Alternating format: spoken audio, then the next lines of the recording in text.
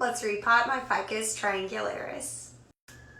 This guy is an absolute beauty, and while I have not had him very long, he has definitely proven to already be my most difficult ficus. Since I got this guy, he has just been dropping leaves like they are going out of style. But I'm absolutely obsessed with this guy and am determined to make him healthy, so I think starting with a repot is going to do the trick.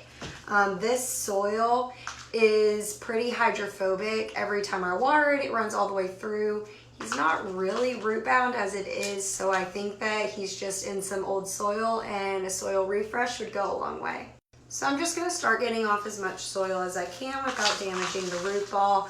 Ficus triangularis really like a lot of light. Ficus in general do like light, a lot of it, but this guy specifically, I have him about 4 inches from my strongest grow light. So they definitely want a lot of bright light.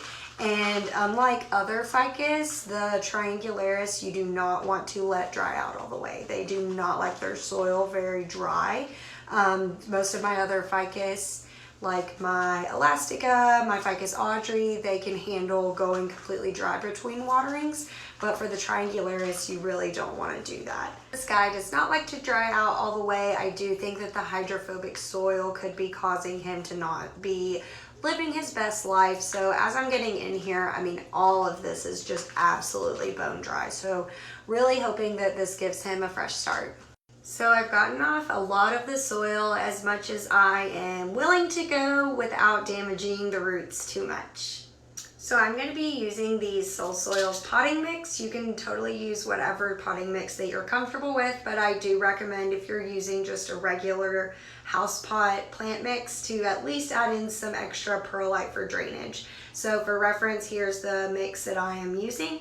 Here's the mix that it was in, which feels a lot like peat moss. Not really great for aeration to the roots and definitely isn't holding enough moisture for the plant.